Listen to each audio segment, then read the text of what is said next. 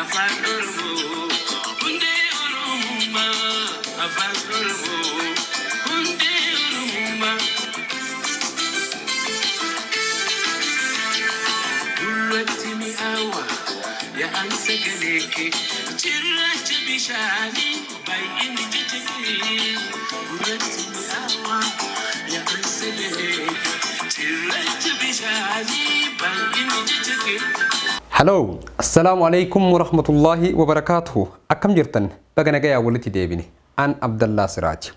Barmoonni keenya har'aa kan irratti xiyyeeffatu hiikaa jechoota afaan Oromooti. Kanaan dura seerluga afaan Oromootis barannee hiikaa jechoota afaan Oromootis baranneetiniin bira kunne. Har'as homa haaraa gad isinii fidee dhufe jechuudha. Kuni kanaan osoo jiru waan tokko lama isiniin jechuu barbaadeeti. Nuti ba'aa guddaan nurra jira. Ba'aa guddaan nurra jira. Dhaamsa guddaan nurra jira. Akkasuma dirqama guddaatuyyuu nurra jira. Maaltu nu barbaachisa? Akka farda gaariititti ba'aa nutti kenname san baannee fuulduratti deemuu nu barbaachisa. Fardi gaariidha akkamitti? Maaliif fakkeenya farda gaariidhaa nuu kennite jechuu dandeessu? Fardi gaariidhaa gommaa bitaa mirgaan akkanatti itti godhameetiin jira. Bitaa fi mirga hin laalu. Wanti feete osoo ba'aa duyda gubbaa isaa irra jirtu jechuudha. Fuuldura isaa malee bitaa mirgatti wanti feetellee yoo jiraatte arguu hin danda'u. Nuti ba'aan nutti kenname takkaahuu ammootiyyuu ergaan nutti kenname ergaa jajjabduudha. Qabsaayota ilmaan Oromoodhaa kan lafee isaanii itti dhaban afaan kennaaf, aadaa kennaaf, seenaa kennaaf, eenyummaa kennaaf kan isaan nutti kennan waan laaftuu miti. Hayyoonni Oromoodhaa yeroo har'an tanaa mana hidhaatitti gubataa kan jiran, dirree qabsootitti gubataa kan jiran, qabsoon kun isaan qofatti hin kennamne, anattis kennamte, sittis kennamte. Nuti dhaloonni har'aan kun qabsoo karaa tokko qofa ilaaluu hin qabnu. Karaa hayyoota gurguddaa Oromoo qofa irratti ilaaluudha hin qabnu.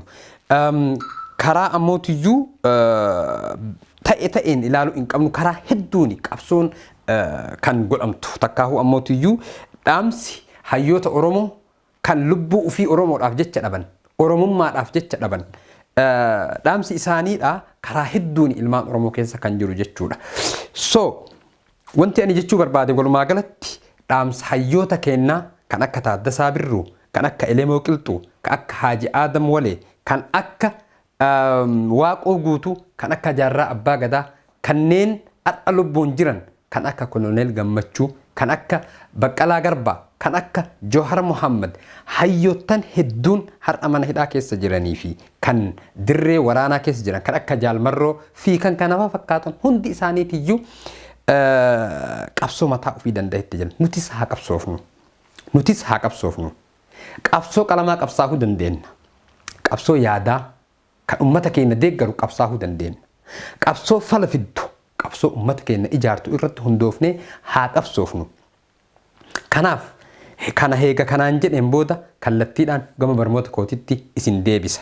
Barmoonni keenya har'aa hiikaa jechoota afaan Oromooti. Mee waliin haa ilaallu.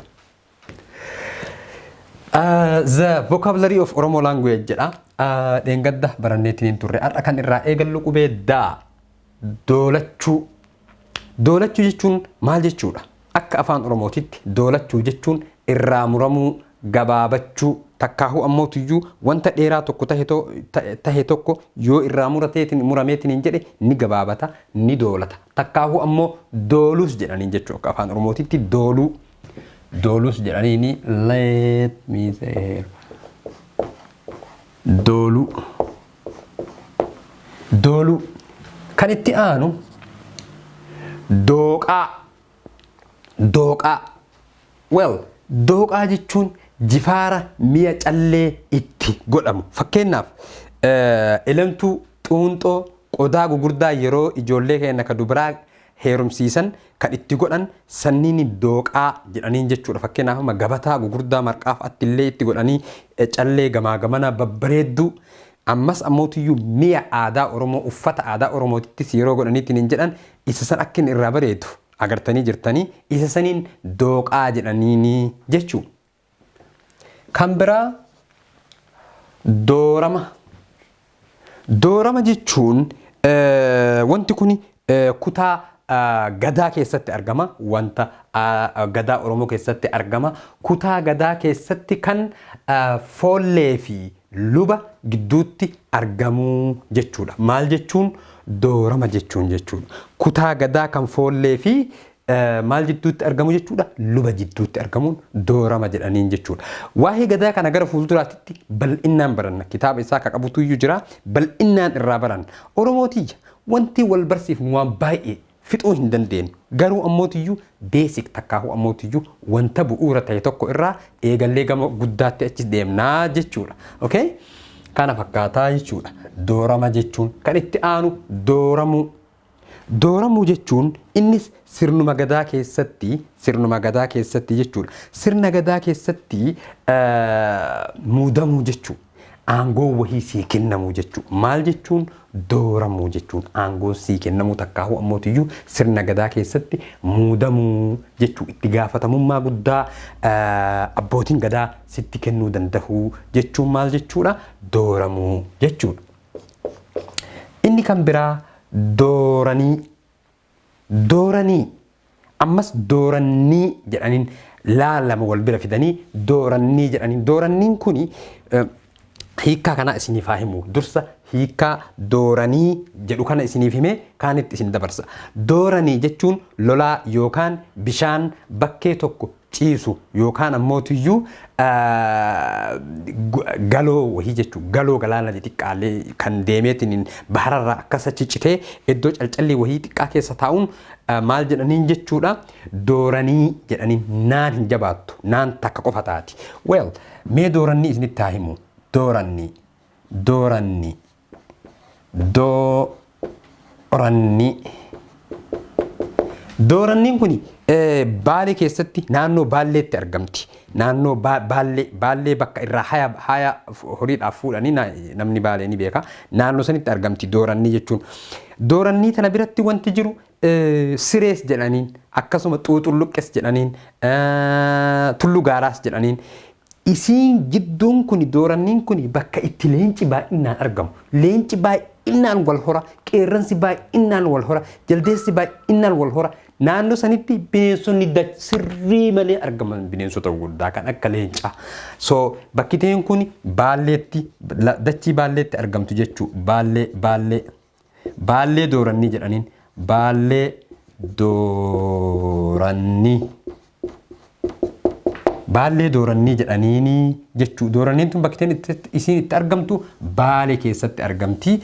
Dachii yookaan ammootiyyuu iddoo itti bineensonni akka gugurdaan leenci qeerransi kunniin bakka itti argamanii jechuudha. Kan biraa doosee.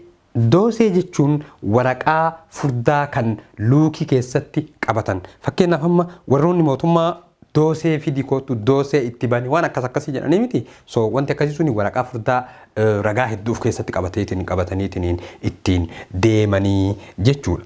Kan biraa doqqoo. Doqqoo jechuun akka afaan Oromootitti barbaree waan urgooftuu garaagaraa itti godhaniitiin tumanii yookaan ammootiyyuu daakkatanii jechuudha. Haati kiyya waan san baay'ee jaalatti. Maganii barbaree malee waan nyaattu. Maasha Allah. So doqqoo jechuun waan akkasiisanii jechuudha. Oromoon hundi isaaniitti waan akkasiisanitti fayyadamanii waan akkasiisanitti dhimma bahanii waan akkasiisan sirrii malee jaalata uummanni Oromoodha. Maaliif uummata orgaanik fuudii sirriitti itti fayyadamuu jechuudha.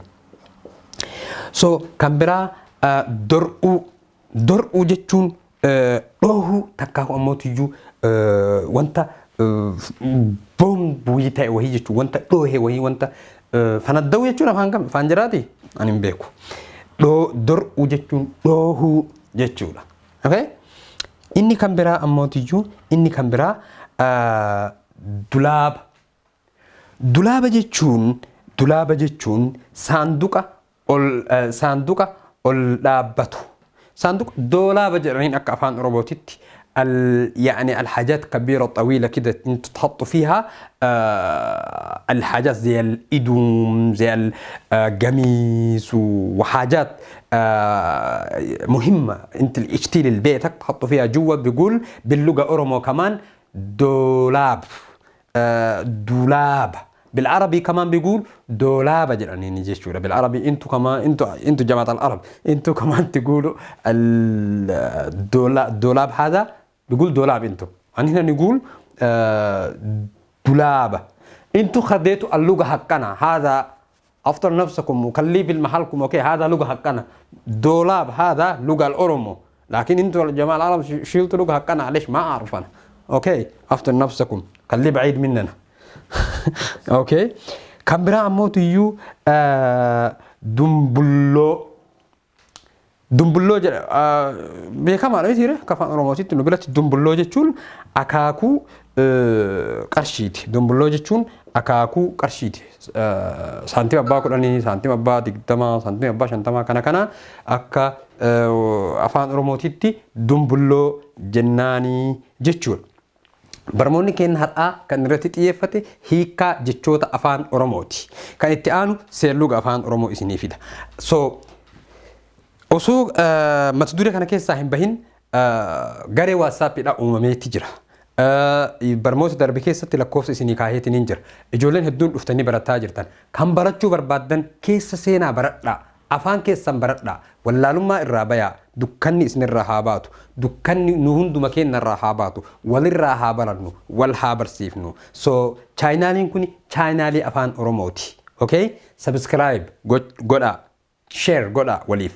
Commentis naaf erga. Likes gochuu hin dagatinaa. Hanga barmoota biraatii walitti deebinutti nagayaan naa jiraadhaa.